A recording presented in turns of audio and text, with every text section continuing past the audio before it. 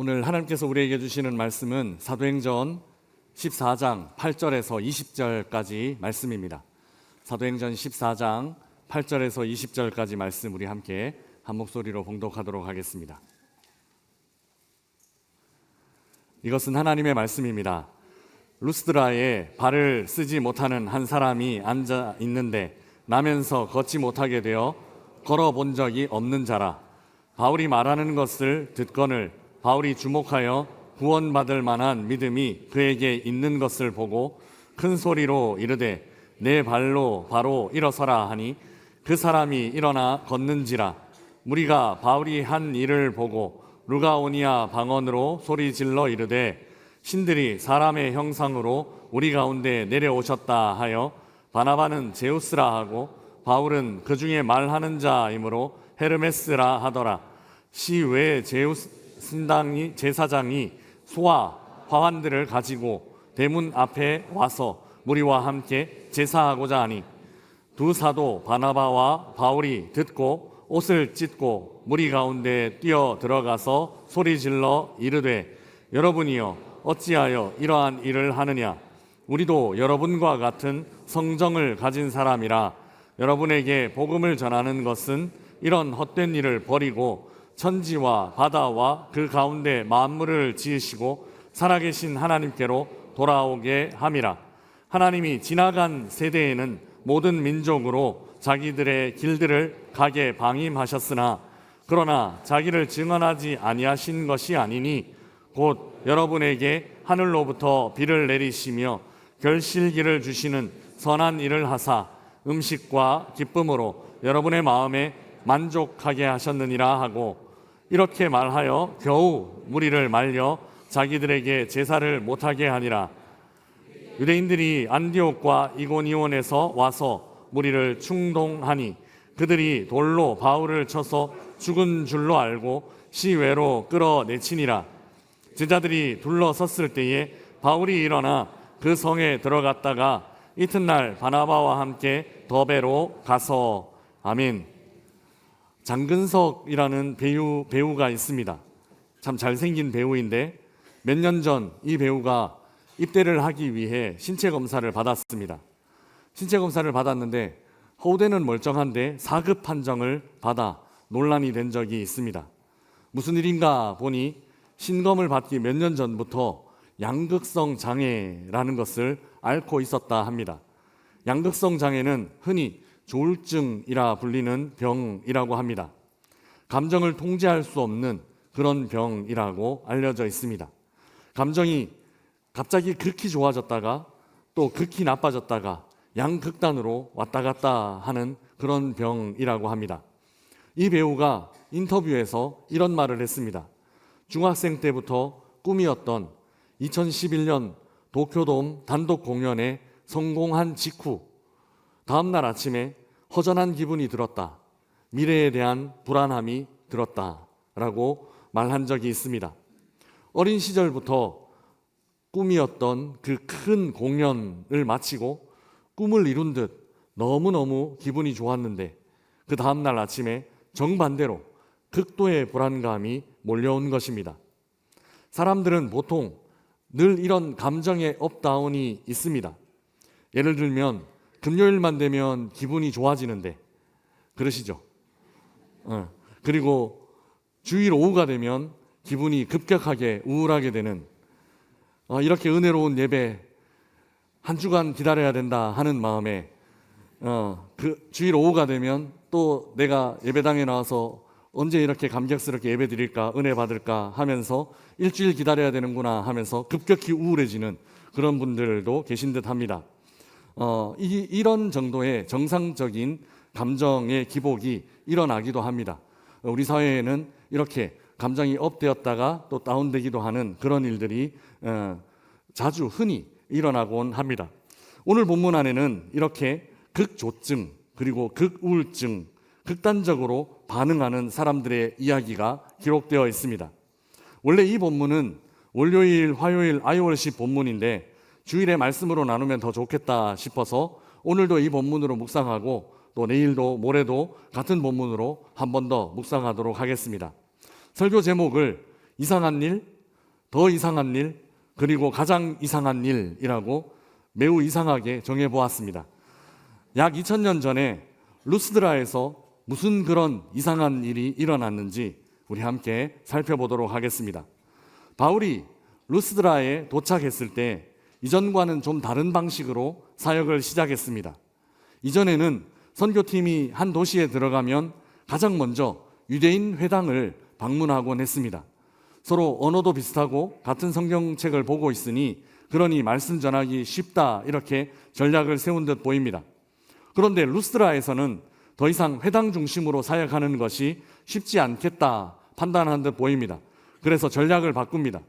왜냐하면 유대인들이 따라다니면서 스토커처럼 선교팀을 방해하고 있었기 때문입니다. 아마 선교팀은 차라리 유대인이 아닌 이방 사람들도 자연스럽게 말씀을 들을 수 있도록 회당이라는 갇힌 공간 말고 좀 광장 같은 개방된 장소에서 연설을 하는 것이 더 낫겠다, 이렇게 전략적으로 판단한 듯 보입니다. 개방된 장소에서 연설을 하고 있었기 때문에 자연스럽게 바울이 말하는 것을 듣고 있었던 한 사람을 발견하게 되었습니다. 선교팀이 회당 안에 있었다면 만날 수 없었던 사람, 그 사람을 만난 것입니다. 오늘 본문 8절 말씀 우리 함께 읽어보겠습니다. 8절입니다. 루스드라에 발을 쓰지 못하는 한 사람이 앉아 있는데 나면서 걷지 못하게 되어 걸어본 적이 없는 자라. 아멘. 선교팀이 만난 사람은 발을 쓰지 못하는 사람, 그것도 나면서부터 걷지 못하게 된 사람, 그러니까 태어나서 한 번도 걸어본 적이 없는 사람이었습니다. 이 걷지 못하는 장애인이 연설하고 있는 바울의 주목을 받게 되었습니다. 그리고 그 사람의 인생은 그 이전과는 전혀 다른 인생을 살게 되었습니다. 오늘 본문 9절에서 10절 말씀 우리 함께 읽어보겠습니다. 바울이 말하는 것을 듣거늘 바울이 주목하여 구원받을 만한 믿음이 그에게 있는 것을 보고 큰 소리로 이르되 내 발로 바로 일어서라 하니 그 사람이 일어나 걷는지라. 아멘. 바울은 그 장애인 안에 구원받을 만한 믿음이 있다 발견했습니다. 그리고 광장에 있는 모든 사람들이 들을 수 있도록 그 정도로 큰 목소리로 명령했습니다. 내 발로 바로 일어서라 라고요. 이렇게 한 번도 걸어본 적이 없는 사람의 첫 번째 발걸음이 시작되었습니다. 이전 도시에서 유대인들의 저항이 거세졌기 때문에 루스드라에서 선교팀은 유대인들이 모인 회당이 아니라 모든 사람들과 접촉할 수 있는 광장을 복음 선포의 장소로 택했습니다. 그런데 거기서 하나님의 이런 놀라운 역사가 일어나는 것입니다. 여기 첫 번째 이상한 일이 일어납니다. 우리 11절에서 12절까지 말씀 우리 함께 읽어보겠습니다. 무리가 바울이 한 일을 보고 루가오니아 방언으로 소리 질러 이르되 신들이 사람의 형상으로 우리 가운데 내려오셨다 하여 바나바는 제우스라 하고 바울은 그 중에 말하는 자이므로 헤르메스라 하더라. 아멘. 첫 번째 이상한 일은 이것입니다. 사람들이 바울과 바나바를 신으로 숭배하려고 한 일입니다.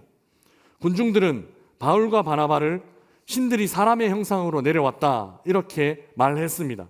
우리식으로 표현하면 성육신인 것이죠. 바나바를 가장 높은 신 제우스라고 불렀습니다. 그리고 바울을 신탁을 전하는 헤르메스라고 불렀습니다. 더 가관인 것은 실제로 제우스 신당에서 제우스를 섬기는 제사장이 제물을 갖고 예배드리러, 제사드리러 바울과 바나바 앞에 왔다라는 것입니다. 선교팀은 회당을 피해 광장으로 왔는데 사람들은 그 광장을 제우스 신당으로 만들어버렸습니다. 치유는 특별한 기적 현상이기는 하지만 이렇게까지 극단적으로 반응할 필요가 있나 싶습니다. 사실 이 정도 일은 그동안 교회 안에서는 드물지 않게 일어났던 일입니다. 하나님의 은혜의 역사가 감사한 일, 특별한 일이기는 하지만 이렇게까지 반응할 필요가 있나, 이렇게까지 사람들이 반응하리라고는 선교팀 한 사람 한 사람은 전혀 예상을 못했을 것입니다. 걷지 못하던 사람, 치유한 이 단 한 번의 사건으로 선교팀은 신으로 추앙되는 이상한 일, 루스드라에서 일어난 첫 번째 이상한 일입니다. 사람들이 이렇게 반응할 때 선교팀은 어떻게 대응했을까요? 여러분이 만약 바울이나 바나바라면 어떻게 대응하셨을까요? 이 질문에 답하기 전에 선교팀이 여기 루스드라로 오게 된 이유를 좀 알면 좋겠습니다. 루스드라에 오기 전에 선교팀은 이고니온이라는 도시에서 사역했습니다. 이고니온에서는 사람들이 선교팀에게 어떻게 대했는가, 어떤 방식으로 대했는가 하면 선교팀, 그러니까 바울과 바나바를 돌로 치려고 했었습니다. 오늘 본문 앞에 있는 5절, 6절 말씀 우리 함께 읽어보겠습니다. 같이 읽겠습니다. 이방인과 유대인과 그 관리들이 두 사도를 모욕하여 돌로 치려고 달려드니 그들이 알고 도망하여 루가오니아의 두 성 루스드라와 더베와 그 근방으로 가서 아민, 돌로 치려는 군중들을 피해서 루스드라로 오게 된 것입니다. 그러니까 돌에 맞을까봐 도망치듯 넘어온 도시가 오늘 본문의 루스드라였다는 것입니다. 그런데 루스드라에서 선교팀은 정반대의 반응을 경험하게 됩니다. 사람들이 자신들을 신격화하고 신으로 추앙했기 때문입니다. 이제 따르는 사람, 추종자가 생겼습니다. 제가 만약 바울이라면 이렇게 생각했을 것 같습니다. 지난 도시에서 너무 힘들었으니 지금 여기에서 하나님 좀 사역을 편하게 열어주시는가 보다, 편하게 사역을 이끌어 주시는가 보다, 이렇게 생각했을 것 같습니다. 이 신격화는 선교팀이 편하게 되는 유익뿐만 아니라 선교팀의 사역에도 유리하게 적용될 수 있습니다. 무슨 뜻인가 하면 선교팀 입장에서 자신들이 스스로를 신격화한 것도 아니고 상대편에서 그렇게 한 것이니 지금은 잠시 눈 감고 있다가 차근차근 이제 복음을 전하면서 분위기를 바꿔가면서 전략적으로 이 사람들에게 복음을 전하는 이런 전략 펼치면 오히려 유익하지 않을까, 오히려 괜찮지 않을까 하는 생각도 듭니다. 여러분은 어떻습니까? 별로 동의가 안 되십니까? 이런 방식 괜찮겠습니까? 그런데 선교팀은 이 문제에 대해서 굉장히 단호한 입장을 취합니다. 조금의 틈도 허락하지 않습니다. 자신들이 신으로 추앙받는 일, 자신들에게 제사를 지내려고 하는 일을 조금도 용납하지 않는다라는 것입니다. 왜 선교팀은 자신들의 편함뿐만 아니라 전략적으로도 좀 더 유리하게 작용할 수 있는 이 좋은 기회를 굳이 걷어차버리는 것일까요? 바울과 바나바는 사실 처음에는 사람들이 무슨 일을 벌이고 있는지조차 몰랐습니다. 왜냐하면 루스드라 사람들이 그 지방 사투리로 말을 주고받았기 때문입니다. 그렇게 멀뚱히 서 있다가 제사를 시작하려고 하는 모습을 보고 나서야 일이 이상하게 진행된다라는 것을 깨달았습니다. 이를 깨닫는 순간 바울과 바나바는 이렇게 대처합니다. 우리 오늘 본문 14절, 15절 말씀 우리 함께 읽어보겠습니다. 두 사도 바나바와 바울이 듣고 옷을 찢고 무리 가운데 뛰어들어가서 소리질러 이르되 여러분이여 어찌하여 이러한 일을 하느냐? 우리도 여러분과 같은 성정을 가진 사람이라. 여러분에게 복음을 전하는 것은 이런 헛된 일을 버리고 천지와 바다와 그 가운데 만물을 지으시고 살아계신 하나님께로 돌아오게 함이라. 아민. 선교팀은 하나님의 사역 안에 조금이라도 인간적인 요소들이 섞여 들어가는 것을 꺼려 했습니다. 막으려 했습니다. 이것이 바로 우리가 본받아야 할 태도입니다. 지혜로운 척, 조금이라도 다른 생각을 섞어 넣으면 이내 그 전체가 변질되고 그 전체가 상해버리곤 하는 것이 이 거룩한 사역입니다. 선교팀은 사람이 취할 수 있는 영광을 철저하게 거부합니다.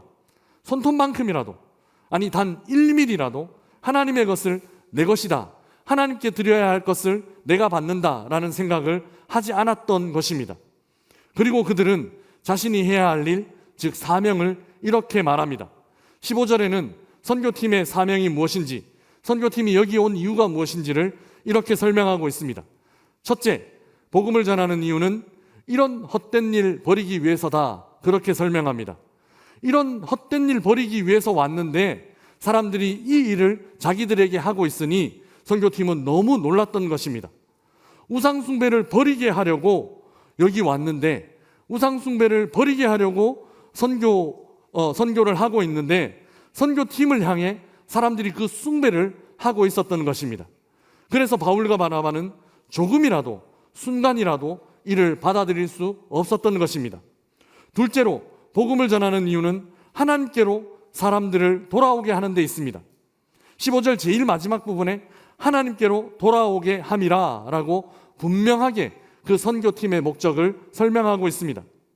선교팀의 사명은 사람들을 하나님께로 돌아오게 하는 데 있습니다. 그런데 오늘 본문에 사람들이 선교팀으로 향해 오고 있습니다. 그래서 이 일을 막은 것입니다. 사람들이 선교팀을 향해 오게 하는 것이나, 사람들이 선교팀을 향해 예배하는 것이나, 사람들이 선교팀을 우러러보는 것, 이 일은 선교팀이 막으려고 했고 꺼렸던 일입니다. 사람들을 하나님께로 돌아오는 사역을 해야만 했습니다. 그래서 신으로 숭배받으면 복음 전도가 좀 더 편할 것이다 라는 못난 이 목사의 생각은 잘못된 생각인 것입니다. 선교팀은 정확하게 이 일을 알고 있습니다. 설령 이 엄격함 때문에 사역이 좀 불편해진다 하더라도, 또 설령 이 엄격함 때문에 자신들이 손해를 보게 된다 하더라도 타협해서는 안 되는 지점에서 절대로 타협하지 않는 모습을 오늘 본문에 바울과 바나바는 보여주고 있는 것입니다. 이것이 첫 번째 이상한 일이었습니다. 여러분, 이제 루스드라에서 일어난 더 이상한 일을 말씀드리겠습니다. 선교팀의 완강한 만류로 그들을 멈출 수 있었습니다. 그런데 이어서 더 이상한 일이 발생합니다. 19절 말씀 우리 함께 읽어보겠습니다. 19절입니다. 유대인들이 안디옥과 이고니온에서 와서 무리를 충동하니 그들이 돌로 바울을 쳐서 죽은 줄로 알고 시외로 끌어내치니라. 아멘. 신으로 추앙하던 사람들 사이에 유대인들이 섞여 들어왔습니다. 그들은 이전 도시들에서 선교팀 방해할 목적으로 따라온 사람들이었습니다. 이 유대인들이 무리를 충동질했습니다. 그러자 사람들은 어떻게 바뀌었는가 하면 사람들은 선교팀을 향해 돌을 던지기 시작했고 바울은 거의 죽음의 상태까지 이르게 되었습니다. 사람들이 바울 죽은 줄 알고 도시 밖으로 내다버릴 정도였습니다. 여러분, 지금 이 선교팀을 향해 돌을 던지고 있는 이 사람들, 지금 바울과 바나바를 향해 돌을 던지고 있는 이 사람들은 도대체 누구일까요? 그들은 방금 전까지만 해도 어떤 사람들이었습니까? 방금 전까지만 해도 바울과 바나바를 향해 신이다라고 숭배하려고 했던 사람들입니다. 자신들을 신으로 섬기지 않도록 겨우 말렸더니, 겨우 그 일을 못하게 했더니 이제 이 사람들 어떻게 바뀌어버렸는가 하면 돌을 던지고 있습니다. 바울과 바나바가 만약 옷을 찢지 않았다면, 바울과 바나바가 소리를 지르면서 군중 속으로 뛰어내려가서 절하려고 하는, 제사 지내려고 하는 그들 말리지 않았다면 그들은 지금 어떻게 하고 있었을까요? 바울과 바나바를 쳐다볼 수나 있었을까요? 그들은 아마 지금 바울과 바나바 앞에서 고개도 들지 못하고 그저 엎드려 있었을 것입니다. 18절과 19절 사이, 이 시간적인 간격이 얼마나 큰지 알 수 없지만 불과 얼마 전 신이라고 생각하며 추앙했던 사람들에게 이제 사람들은 돌을 들러 던지기 시작한 것입니다. 불과 얼마 전 제사를 드리려고 제물을 바치며 엎드렸던 사람들, 그 사람들 이제는 죽이려고 돌을 들고 달려들기 시작한 것입니다. 이렇게 순식간에 사람의 마음이 바뀌는 이상한 일이 바로 이곳 루스드라에서 일어났습니다. 이것이 오늘 본문의 더 이상한 일입니다. 마치 설교 서두에 말씀드린 것처럼 양극성 장애, 조울증을 앓는 사람들처럼 사람들은 선교팀을 신으로 여겼다가 이제 마녀로 여기고 있습니다.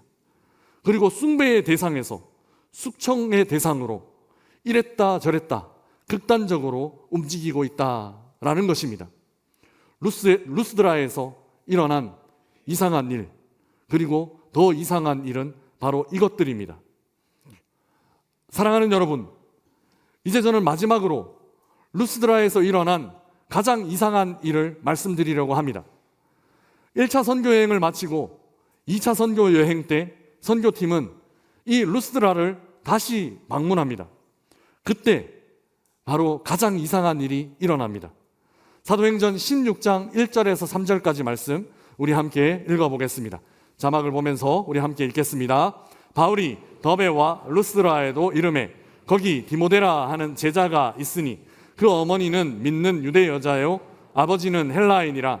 디모데는 루스드라와 이고니온에 있는 형제들에게 칭찬받는 자니 바울이 그를 데리고 떠나고자 할새 그 지역에 있는 유대인으로 말미암아 그를 데려다가 할례를 행하니 이는 그 사람들이 그의 아버지는 헬라인인 줄 다 알미러라. 아멘. 바울을 중심으로 한 2차 선교 여행팀은 다시 한번 루스드라를 방문하게 되었습니다. 이때 가장 이상한 일이 발생합니다. 방금 우리가 읽은 본문 16장 말씀에는 누가 등장하는가 하면 디모데라는 제자가 등장합니다. 이 디모데라는 제자는 잘 아시는 것처럼 바울에게는 아들과 같은 그런 동력자였습니다. 바로 이 디모데가 살고 있었던 곳이 어디였나 하면 루스드라였습니다. 그런데 그 디모데가 선교팀의 일행으로 2차 선교 여행에 동참하게 됩니다. 저는 이 일이 루스드라에서 일어난 가장 이상한 일이라고 생각합니다. 왜 그럴까요? 왜 디모데가 선교 여행에 동참한 일이 가장 이상한 일일 수 있을까요? 루스드라에 살고 있었던 디모데는 1차 선교 여행을 다니던 선교팀을 그곳에서 만났을 것입니다. 그리고 그때 선교팀 안에서 선교팀에게 일어났던 그 모든 일을 보았을 것입니다. 그렇다면 디모데가 보았던 장면은 어떤 장면일까요? 디모데는 선교팀이 첫 번째로 루스드라에 왔을 때 어떤 장면을 목격했을까요? 오늘 본문 19절 말씀을 우리 다시 한번 읽어보겠습니다. 같이 읽겠습니다. 유대인들이 안디옥과 이고니온에서 와서 무리를 충동하니 그들이 돌로 바울을 쳐서 죽은 줄로 알고 시외로 끌어내치니라. 아멘. 디모데가 보았던 일은 선교팀이 신으로 추앙받던, 그러니까 영광스럽고 아름답고 평화로운 장면만은 아니었습니다. 디모데는 돌에 맞아 거의 죽은 상태가 되어 도시 밖으로 질질 끌려나간 한 사역자의 처참한 모습도 보았다라는 것입니다. 이 선교팀에 합류하면 어떤 일이 벌어지는가? 그 거의 초죽음이 되어 도성 밖으로 시체처럼 끌려가는 그 일이 자신에게도 일어날 수 있다. 디모데도 분명히 알았을 것입니다. 그런 디모데가 선교팀에 합류합니다. 그런 디모데가 그 선교팀과 함께 길을 나선 것입니다. 자신이 따라 나서려는 그 사도가 다른 누구도 아닌 바로 그 사도가 돌에 맞는 장면을 보고도, 그리고 피를 질질 흘리며 죽었다 여겨져서 그렇게 버려지던 그 처참한 장면을 목격하고도 디모데는 나도 그 길을 따라가겠습니다 결단한 것입니다. 이것이 루스드라에서 일어난 가장 이상한 일입니다. 사랑하는 명선의 가족 여러분, 사람들은 참 이상합니다. 언제는 신처럼 추앙했다가 금방 마녀처럼 사냥을 합니다. 유독 교회를 향해서, 유독 진리를 향해서 그렇게 합니다. 그런데 그 사람들만 이상한 것 아닙니다. 바울과 선교팀도 참 이상합니다. 분명히 추앙받고 분명히 편하게 살 수 있는 방법이 있었습니다. 신처럼 숭배를 받는 길도 있었습니다. 그러나 그들은 그 길 아니다. 그러나 그들은 내가 걸어갈 길은 그 길 아니다라고 거부합니다. 그리고 고통과 죽음의 길을 선택합니다. 섬김받을 수 있는 길을 버리고 풍요롭게 평안하게 풍성하게 살 수 있는 길을 버리고 어떤 길을 선택하느냐 하면 돌이 날아올 수 있는 그 길을 선택했다는 것입니다. 사랑하는 여러분, 그 중에 디모데도 참 이상합니다.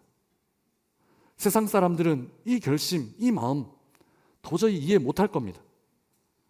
그는 그 길 가는 사람에게 어떤 일이 벌어지는가 실제로 눈으로 목격한 사람입니다.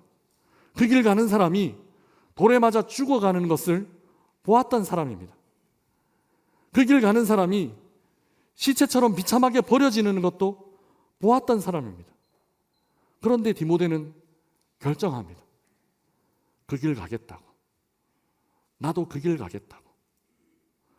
멸시와 천대, 고난과 죽음이 기다리고 있는 그 길, 나도 가겠다고 결정한 것입니다. 그 길이 이렇게 험하고 어려운 길이다라는 것 몰라서가 아닙니다. 디모데는 분명히 그 길 위에서 어떤 일이 벌어질 것인지, 나도 어떤 일을 겪을 수 있을 것인지 분명히 목격하고 분명히 보았던 사람입니다. 그런데 그 길을 가겠답니다. 무엇이 이 이상한 일을 가능하게 했을까요? 이유는 단 하나밖에 없습니다. 그 길 위에서 그 죽음, 그 고난을 뛰어넘는 놀랍고 완전한 사랑, 놀랍고 완전한 하나님의 사랑을 그 길 위에서 경험했기 때문입니다. 죽으시면서까지 살리려 하신 그 사랑, 자신을 내어주면서까지 생명을 주시려 하신 그 사랑, 바로 그 길을 앞서가신 우리 주님께서 그 사랑, 그 길 위에서 만나게 하셨기 때문입니다. 사랑하는 여러분, 그러고 보면 우리도 참 이상한 사람들입니다. 그 이상한 사람들처럼 우리도 그 길을 가고 있기 때문입니다. 우리도 이 길 위에서 그 놀라운 사랑, 내 소유 따위, 내가 얼마 더 갖는 것 따위 그렇게 귀해 보이지 않을 만큼, 심지어 내 생명 정도 이거 그렇게 중요해 보이지 않을 만큼 나를 완전히 사로잡아 주셨고 나를 완전히 압도해 주신 그 사랑, 그 사랑을 우리는 이미 만났고 그 사랑을 우리는 경험했기 때문입니다. 그 사랑 받았기 때문에 지금 우리도 이 길을 걸어가고 있습니다.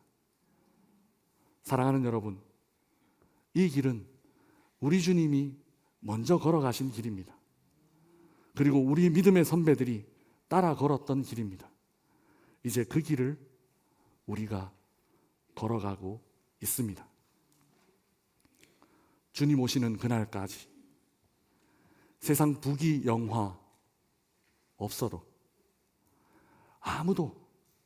아무도 알아주는 사람 없어도 때로 돌이 날아와 박히기도 하고 차갑고 냉정한 눈초리가 날아와 심장에 꽂히기도 하는 그런 길이라 하더라도 주님 가신 길 나도 따라 걷겠습니다. 고백하고 결단하며 우리 주님 가신 그 길, 사랑 전하고 복음 전하는 그 길 따라 걸어가는 우리 모든 명산의 성도들 되시기를 주님의 이름으로 축복합니다. 우리 주신 말씀 생각하며 함께 찬양하겠습니다.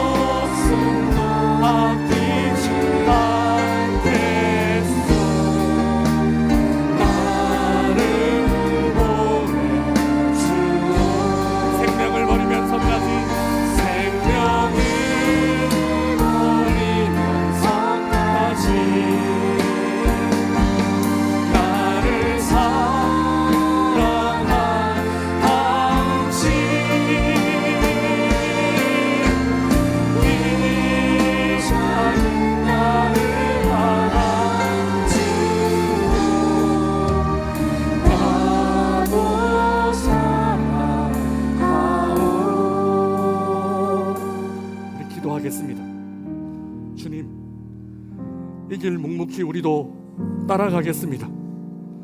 주님 가신 길 따라가는 제자 되겠습니다. 우리 마음을 모아 함께 기도하며 나아가겠습니다.